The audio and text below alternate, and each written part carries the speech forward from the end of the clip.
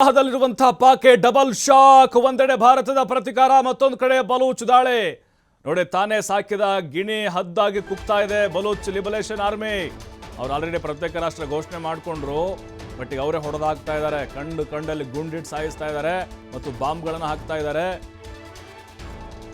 ಬಲೂಚ್ ದಾಳಿಯನ್ನ ಮಾಡಿದೆ. ಒಂದ್ ಕಡೆ ನಾವು ಅವ್ರ ಮೇಲೆ ಪ್ರತಿಕಾರವನ್ನು ತೀರಿಸ್ಕೊಳ್ತಾ ಇದ್ದೀವಿ, ಇನ್ನೊಂದು ಕಡೆ ಅಲ್ಲಿ ಅವರವರೇ ಅವರು ಸ್ವತಂತ್ರ ದೇಶವಾಗಿದೆ ಆಲ್ರೆಡಿ ಬಲೂಚು. ನಿರಂತರವಾಗಿ ಹೋರಾಟವನ್ನು ಮಾಡ್ತಾ ಬರ್ತಾ ಇದ್ರು ಅವರು. ಪಾಕಿಸ್ತಾನದ ಆರ್ಮಿಯನ್ನೇ ಗುರಿಯಾಗಿಸಿ ನಿರಂತರವಾಗಿ ದಾಳಿಯನ್ನ ಮಾಡಿದ್ದಾರೆ. ಪಾಕಿಸ್ತಾನದ 39 ಸ್ಥಳಗಳಲ್ಲಿ BLA ಅಟ್ಯಾಕ್ ಮಾಡಿದೆ. ದಾಳಿ ಸಂಬಂಧ BLA ವಿಡಿಯೋ ರಿಲೀಸ್ ಆಗಿದೆ. BLA ಕಂಟ್ರೋಲಲ್ಲಿ ಹೆದ್ದಾರಿಗಳು, ಠಾಣೆಗಳು, ಅವ್ರ ಬಾವುಟಗಳಿದ್ದಾವೆ. ನೋಡಿ, ನಮ್ಮ ಬಾವುಟವನ್ನು ಹಾರಿಸುವವರೆಗೂ ಇದು ನಿಲ್ಲಲ್ಲ, ಅಂದರೆ ನಾವು ಅಧಿಕೃತವಾಗಿ ದೇಶ ಆಗಿ ಘೋಷಣೆ ಆಗಬೇಕು. ಪಾಕಿಸ್ತಾನಕ್ಕೆ ಖಡಕ್ ವಾರ್ನಿಂಗ್ ಕೊಟ್ಟಿದೆ ಬಲೂಚಿಸ್ತಾನ ಲಿಬರೇಷನ್ ಆರ್ಮಿ. ಮೊನ್ನೆ ತಾನೇ ಅವರು ಸ್ವತಂತ್ರ ರಾಷ್ಟ್ರವನ್ನಾಗಿ ಘೋಷಣೆ ಮಾಡಿಕೊಂಡ್ರು. ಅವರ ಧ್ವಜವನ್ನು ಕೂಡ ಲಾಂಚ್ ಮಾಡಿದರು.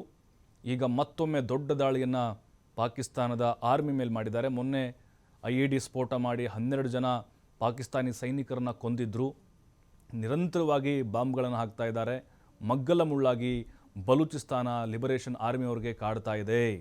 ಹಾಗಾಗಿನೇ ಈಗ ಪಾಕಿಸ್ತಾನದ ಸೇನೆ ಯಾವ ಮಟ್ಟಿಗೆ ಹೋಗಿದೆ ಅಂತ ಹೇಳಿದ್ರೆ, ಮೊದಲು ಬಲೂಚಿಸ್ತಾನ ಈ ಅವರ ಪ್ರತ್ಯೇಕ ಹೋರಾಟ ಏನಿದೆ ಅದನ್ನು ಮೊದಲು ಕಂಟ್ರೋಲ್ ಮಾಡಲಿ, ಆಮೇಲೆ ಭಾರತದ ಮೇಲೆ ಯುದ್ಧವನ್ನು ಮಾಡಲಿ ಅಂತುವ ಪರಿಸ್ಥಿತಿ ನಿರ್ಮಾಣ ಆಗಿಬಿಟ್ಟಿದೆ.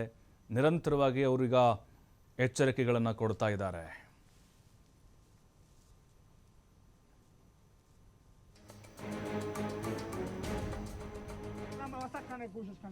कुजा है वरना तो कुजा दाश्त तारा आया ये जमीन तई नहीं आया तो ये जमीन वारिस